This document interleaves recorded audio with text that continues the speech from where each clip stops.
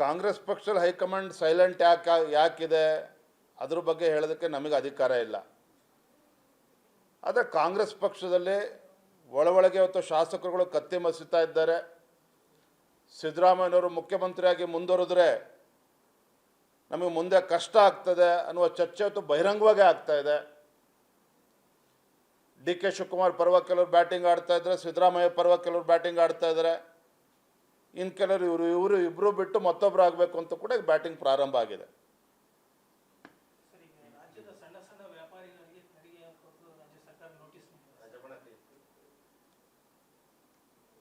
ನಾವು ಪಕ್ಷದ ಮುಖಂಡರ ಬಗ್ಗೆ ಚರ್ಚೆ ಮಾಡಿದ್ದೇವೆ ನಿನ್ನೆ ದಿನ. ಒಂದು ಕಡೆ ಸಿದ್ದರಾಮಯ್ಯ ನೇತೃತ್ವದ ಕಾಂಗ್ರೆಸ್ ಸರ್ಕಾರ ಗ್ಯಾರಂಟಿಗಳಿಗೆ ಹಣವನ್ನು ಕ್ರೋಢೀಕರಿಸೋದಕ್ಕೆ ಸಾಧ್ಯ ಆಗದೇನೆ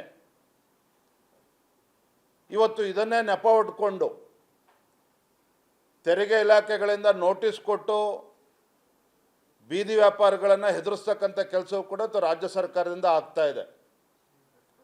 GST ಕೇಂದ್ರಕ್ಕೆ ಹೋಗ್ತದೆ ಅನ್ನೋದು ಎಷ್ಟು ಸತ್ಯನೋ ದೇಶದ ಯಾವುದೇ ರಾಜ್ಯದಲ್ಲಿ ಈ ರೀತಿ ಬೆಳವಣಿಗೆ ಆಗಿಲ್ಲ.